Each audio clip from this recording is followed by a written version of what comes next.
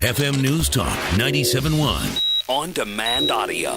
I'm sure that you saw some of the coverage on the news of the devastation in the Philippines, the earthquake, the typhoon. I mean, this area is absolutely being pummeled right now.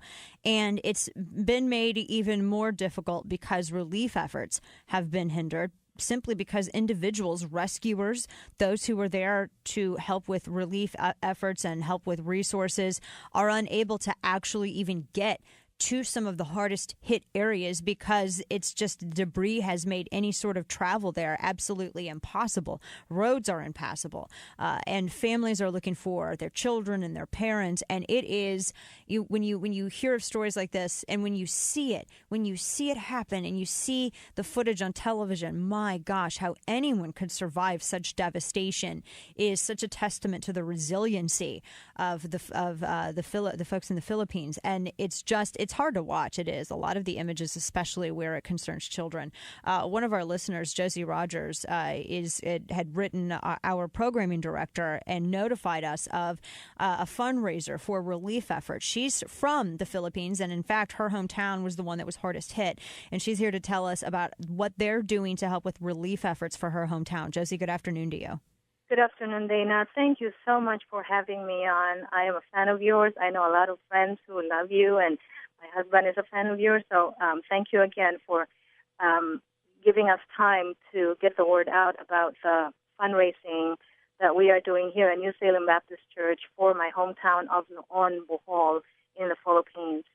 And your town was from everything that I've seen from aerial images, it's so sad. Your town was basically destroyed. And I can't imagine how hard it is when you see images of, your hometown and you see what's left after all of this devastation.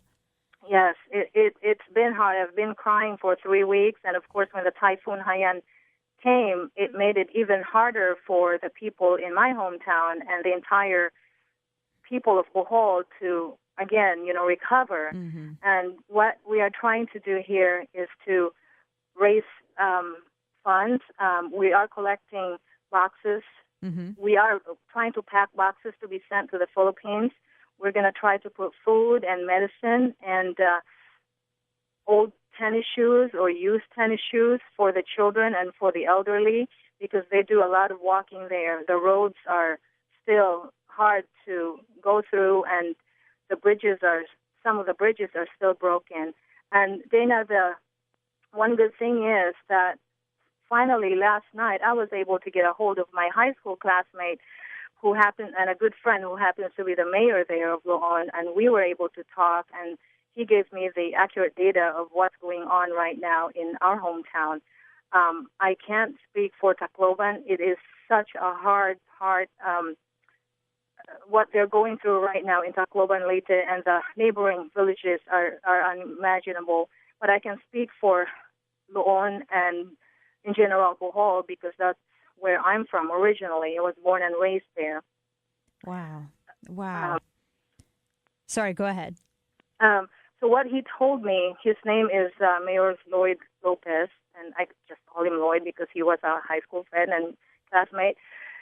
He told me that right now they need 110 classrooms because the elementary schools, high schools, most of them have been destroyed by the earthquake. It was a 7.2 magnitude earthquake that hit Bohol, and our town was the hardest hit. Oh. And right now the classes are being held under the trees, or just,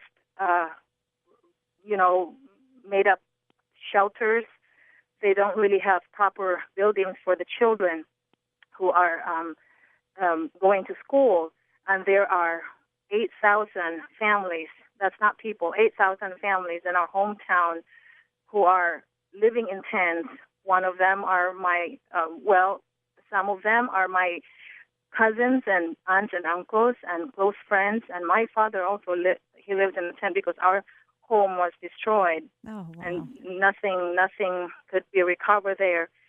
They need medicine and food, because now the relief efforts are shifted to Tacloban, and understandably so. They need a lot of help there.